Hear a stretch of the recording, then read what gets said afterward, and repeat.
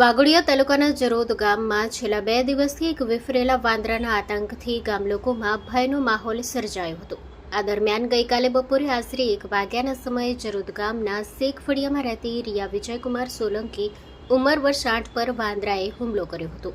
મળતી માહિતી મુજબ રિયા રસ્તા પરથી પસાર થઈ રહી હતી ત્યારે અચાનક આવેલા વાંદરાએ તેના પગમાં બચકું ભર્યું હતું। બનાવ બાદ બાળકી ડરી ગઈ હતી અને પરિવારજનોમાં પણ ચિંતા ફેલાઈ હતી। આ ઘટનાની જાણ થતાં જ સ્થાનિક લોકોએ તરત જ ક્રોકોડાઇલ રેસ્ક્યુ ટીમનો સંપર્ક કર્યો હતો। ટીમ ઘટના સ્થળે દોડી આવી હતી અને ભારે જહેમત બાદ વિફરેલા વાંદરાને પકડી પાંજરે પૂરવામાં સફળતા મેળવી હતી।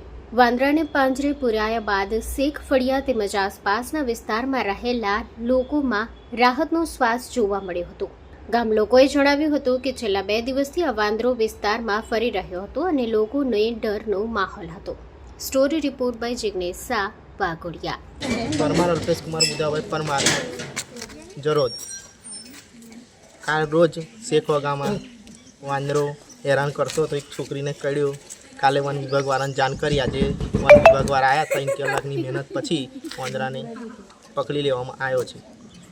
ક્યાં કઈ ગાડી એને એમ કાલે ગઈકાલે આ મારી છોકરી છે, એને વાંદરો કરડ્યો હતો। આજે વન વિભાગની ટીમ આવીને 3 કલાકની મહેનત કરીને વાંદરાને પકડીને લઈ ગઈ છે।